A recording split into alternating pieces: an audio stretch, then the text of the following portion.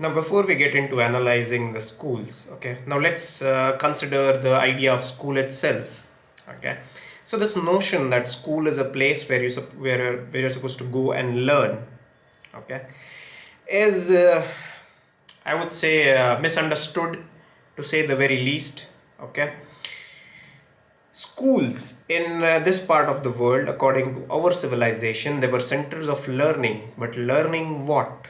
Our centers of learning dharma.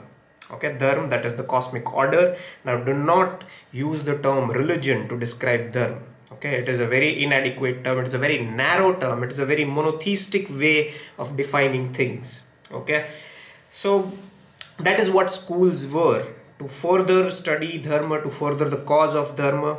But now, since from transfer of power in 47, we are supposed to be a liberal and an equal state.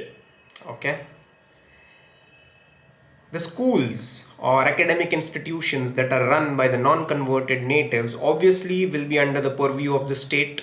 Okay, there are certain guidelines that an educational institution that is run by a non-converted native, that so those guidelines must be complied with.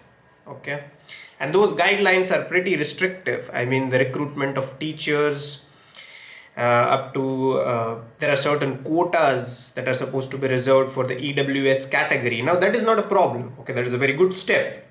Okay, schools are required to reserve certain seats for EWS category students.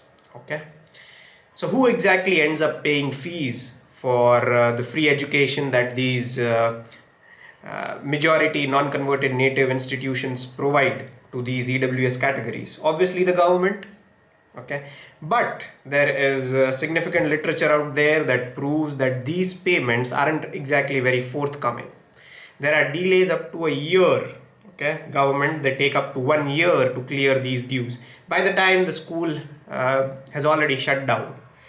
Okay, so this is number one. This is not directly, but indirectly you are creating hurdles for these institutions that further the cause of dharma. Okay, and on top of that, you're also not allowed to preach your texts. Okay, in some states like Gujarat, it is mandatory to preach Bhagavad Gita and Ramayana and all that, but largely all across this geography we are asked to teach liberal and secular literature.